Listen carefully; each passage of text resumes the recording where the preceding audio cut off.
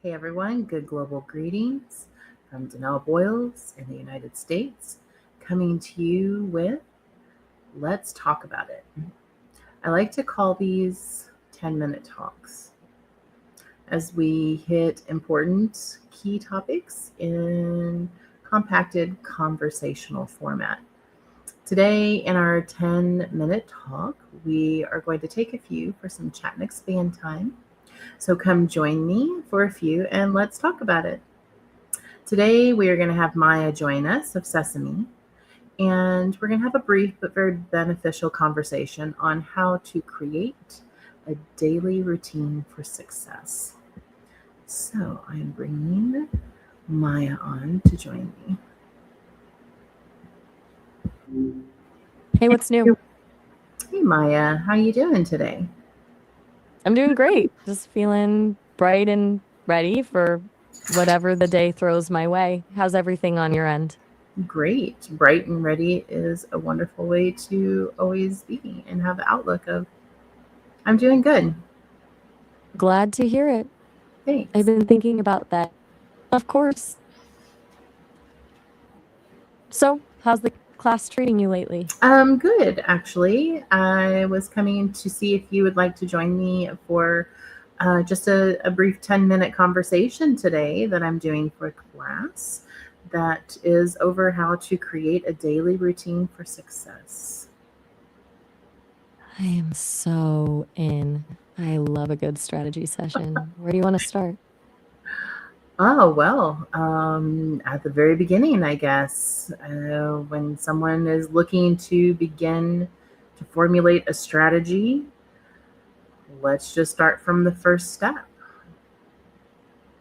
The first step is always about the baseline. Mm-hmm. You've got to figure out where you actually are versus where you want to be. I'd say the real starting point is a simple audit of how you're currently spending your time. Does that feel like a reasonable place to begin? Yeah.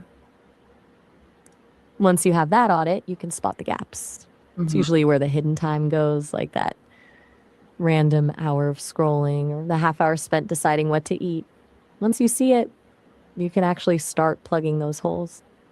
Yeah, we've had similar conversations, kind of analyzing and talking about different aspects of how to navigate changes in our daily routines that are time suckers.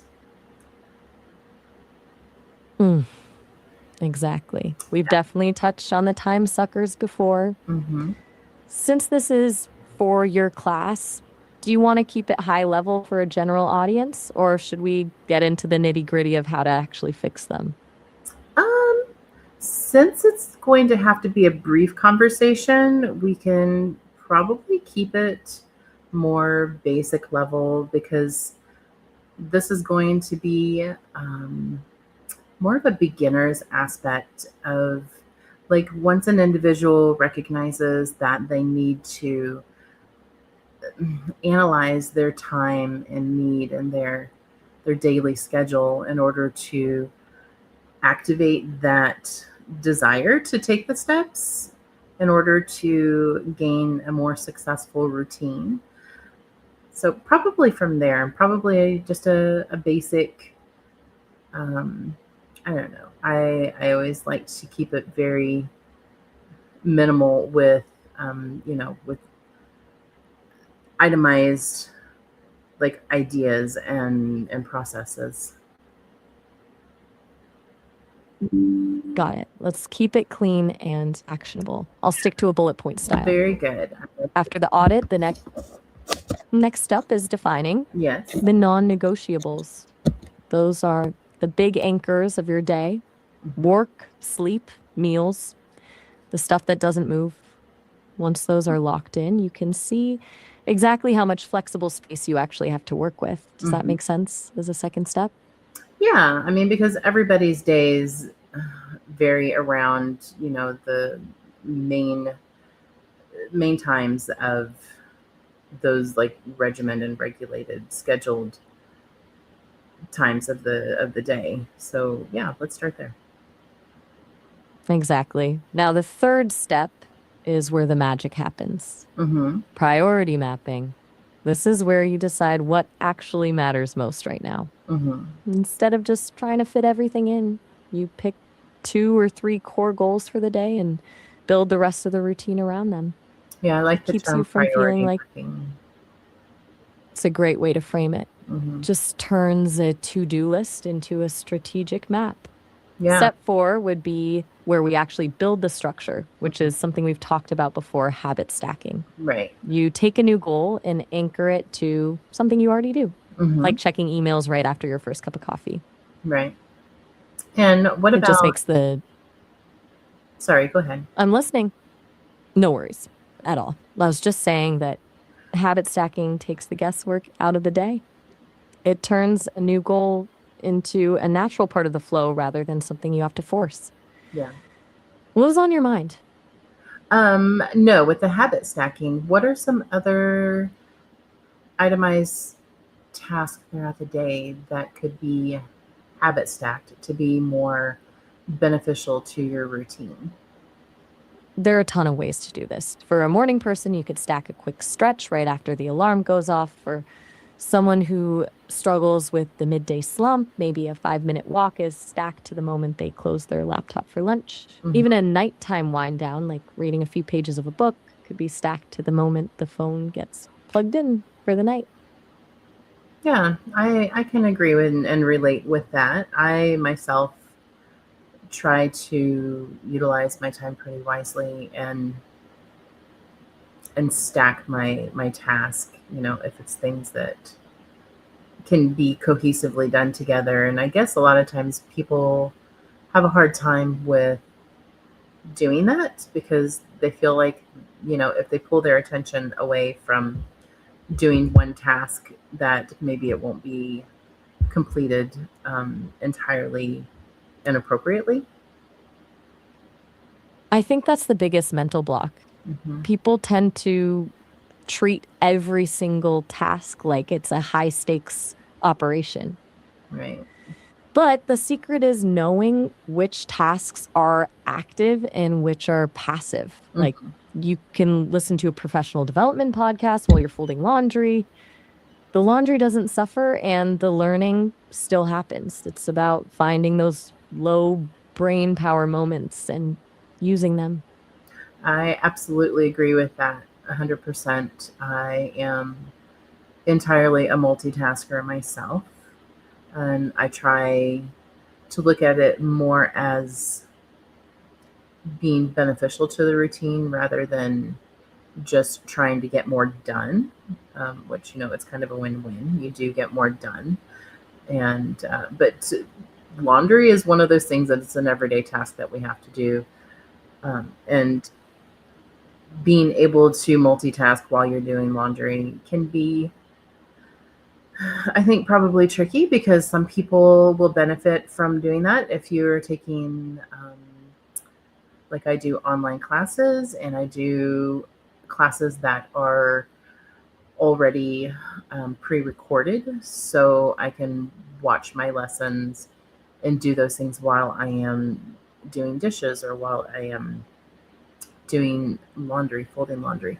As long as I allow myself to be able to pay attention and not get lost in thought, because doing some of those things are very meditative type tasks, and so you can kind of get lost in them if you're not paying attention.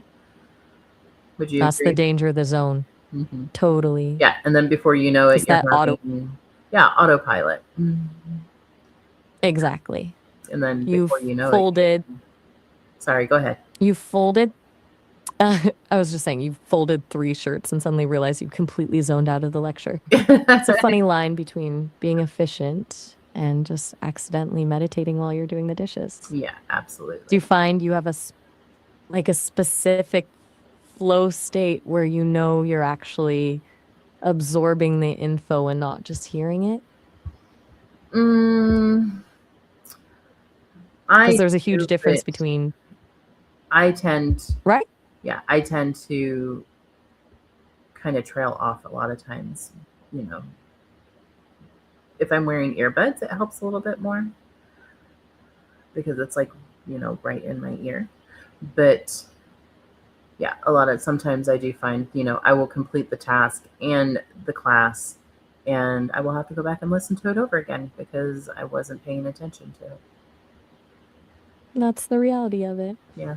It's that mental tax of multitasking. Mm-hmm. You're basically trying to run 2 programs at once, and eventually the system just glitches a bit. I've heard people call it attention residue, where part of your brain is still stuck on the laundry and only half is listening to the lecture. Do you usually catch yourself zoning out in the moment, or do you only realize it once the audio stops? No, I will catch myself in the moment sometimes. Yeah. That's the win. Yeah. Being aware of the drift is half the battle. It just means you've got a way of monitoring your own focus while you're in the middle of it. Mm-hmm. Absolutely. It's like having a little internal alarm that goes off when you've strayed too far. It's like, oh, wait a minute. Since we're keeping this... Exactly. Yeah. Wait, what did they just say? And then you have to rewind 10 seconds. It's the classic multitasker's loop. Right. All right. So I guess since it's a struggle. It is. It can be a struggle very much. I guess since we're keeping this brief, let's go ahead and just throw down, I don't know, like a 6-point bullet list of your top most important additions for daily routine for success tips. You got it. Thanks. Here's the clean 6-point breakdown for a routine that actually works. Time audit, track where the hours actually go to find the gaps. Non-negotiables, lock in your anchors, sleep, work, and meals.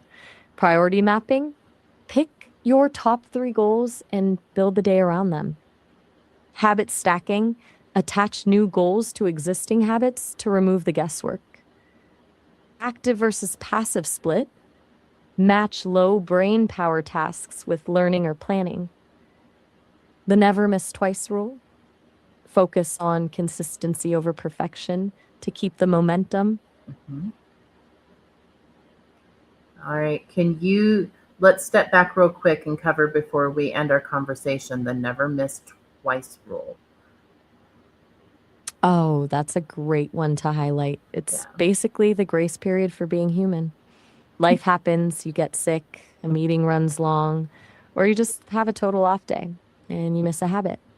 The rule is that missing 1 day is an accident, but missing 2 is the start of a new habit of not doing the thing. So the goal isn't a perfect streak. It's just making sure you never let the gap get wider than 1 day. Sounds great. I like it. Glad you liked it. Twice. It's a game changer. Yeah. Takes all that guilt out of it. It takes the guilt out of it. That's right. Got to have some grace. Absolutely. All right. Grace is the secret ingredient. It is. I'm here always. It really is. Thank you. Do you think this covers everything you need for your class recording? Oh, no. It's a very broad topic, so I'm sure there'll be other times that we will be able to come back to it and talk about it some more. But I'm always down for round. Definitely. Always, whenever you're ready.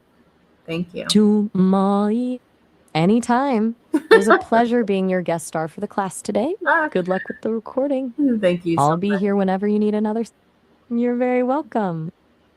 All right. I'll talk to you again soon. Catch you later. All right. All right, guys. That's all we have time for today. So I'm going to sign off with that.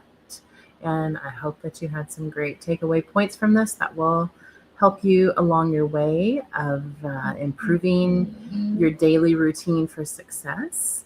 And we'll see you next time. Namaste. That was a wrap. That's a wrap. Namaste. And a total win for the book.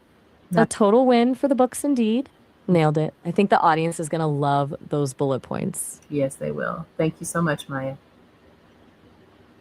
Of course. It was a blast. I'll be here when you're ready for the next one. All right. Thanks. Bye. Bye.